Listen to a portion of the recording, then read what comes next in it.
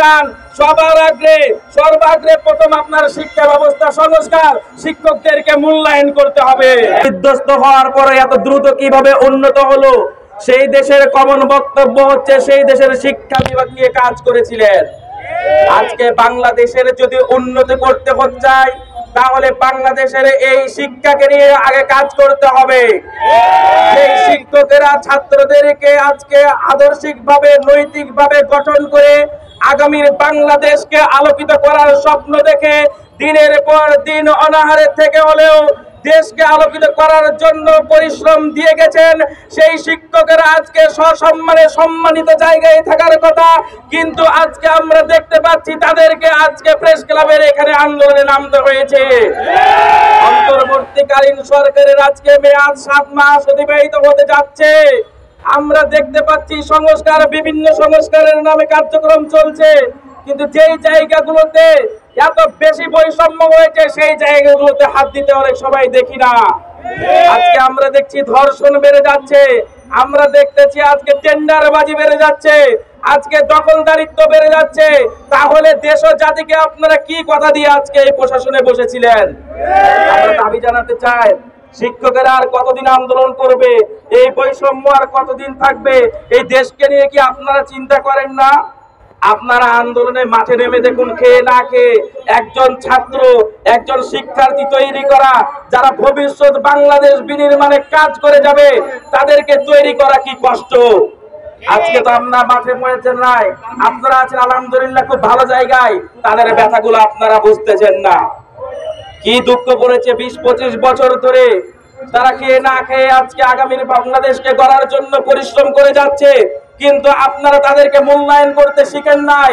এর দ্বারা তো আপনারা প্রমাণিত করতে যাচ্ছেন আপনারা দেশের সংস্কার করতে পারবেন না। এজন্য আপনাদেরকে উদাত্ত আহ্বান জানাতে চাই, এই দেশকে যদি গড়তে চান সর্বাগ্রে প্রথম আপনার শিক্ষা ব্যবস্থা সংস্কার, শিক্ষকদেরকে মূল্যায়ন করতে হবে। শিক্ষকদের মূল্যায়ন ব্যতীত এই শিক্ষা ব্যবস্থার সংস্কার সম্ভব নয়। আপনি আজকে যুক্তরাষ্ট্র উন্নত রাষ্ট্র বলবেন, কানাডা বলবেন, জার্মানি বলবেন, দক্ষিণ কোরিয়া বলবেন, নরওয়ে বলবেন, ফিনল্যান্ড বলবেন, সকল দেশের শিক্ষকদেরকে যেভাবে মূল্যায়ন করা হয় আমার দেশের শিক্ষকদেরকে সেভাবে কোনোভাবে মূল্যায়ন করা হয় না। এবং সেখানকার শিক্ষকদের ভিতরে সমতা থাকলো, বাংলাদেশের শিক্ষকদের ভিতরে আসমান ও জমিন আমরা তফাৎ দেখতে পেয়েছি। যার টাকা ছিল, মাঝে মাঝে আমরা শুনতাম যে টাকা দিয়ে যদি 5 লাখ, 10 লাখ, 20 লাখ, 50 লাখ টাকা দিলে এমপিও ভুক্ত হয়ে যাবে। এই ঘটনা ঘটিয়ে তো অনেকগুলো এমপিও ভুক্ত হয়েছে। আর আপনারা তো সেই বাণিজ্য চালিয়ে এতদিন ফ্যাসিবাদ কায়েম করেছিলেন, আমরা দেখেছি ফ্যাসিস্ট হাসিনা তখন বাকরুদ্ধ করে দিয়েছিল সবাইকে, জেল জুলুম হামলা মামলা দিয়ে। সত্য দাবি কেউ তুলতে পারে নাই, এভাবে কেউ সমাবেশ করতে পারে নাই। কিন্তু আজকে যে বৈষম্য দূর করা হয়েছে, আমরা তো ভেবেছিলাম আর বুঝি মাঠে নামতে হবে না। আমরা ভেবেছিলাম আর টাকার বিনিময়ে এমপিও ভুক্ত হবে না। এখন তো ভাবছিলাম স্বাভাবিকভাবেই এমপিও ভুক্ত হবে। শিক্ষার মান নিয়ে চিন্তা করবে, প্রত্যেকটা অভিভাবককে মূল্যায়ন করতে শিখবে।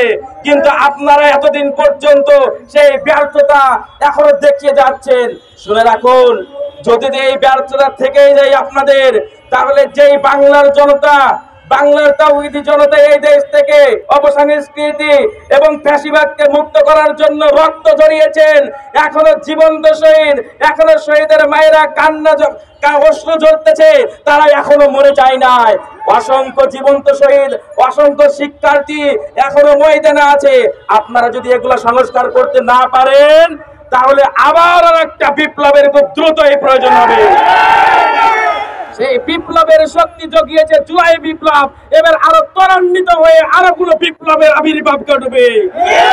সেজন্য বলে দিতে চাই, এই শিক্ষক সমাজ এখানে বসে আছে, খুব ব্যথিত হচ্ছি। আমার শিক্ষক কেন আজকে এখানে এসে বসবে?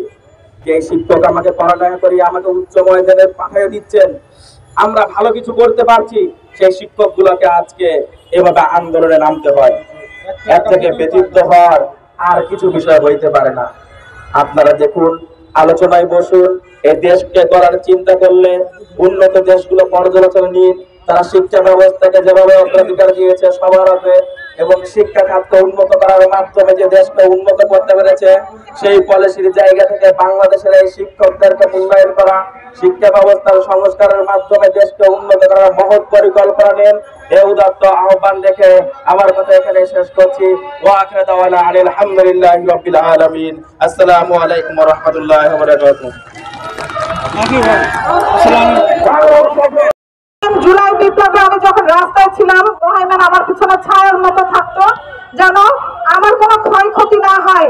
সেই জায়গা থেকে আমি মোহাইমেনকে বলতে চাই, মোহাইমেন তুমি আবার আমার পিছে ছায়া হও, হয়ে তুমি আমাদের এই শিক্ষক সমাজের জন্য ছায়া হয়ে কাজ করো, ছাতা হয়ে কাজ করো, ঢাল হয়ে কাজ করো। ঠিক সেই জুলাই বিপ্লবে যেভাবে তুমি তোমার মাদেরকে রক্ষা করেছিলা, যে মায়েদের যেন কোনো অসম্মান না হয়, মায়েরা যেন কোনো আঘাতপ্রাপ্ত না হয়, আমি আবারও তোমার কাছে সেই আহ্বান রাখছি, তুমি মন্ত্রণালয় পর্যন্ত আমাদের এই কষ্টের কথা পৌঁছায় দাও।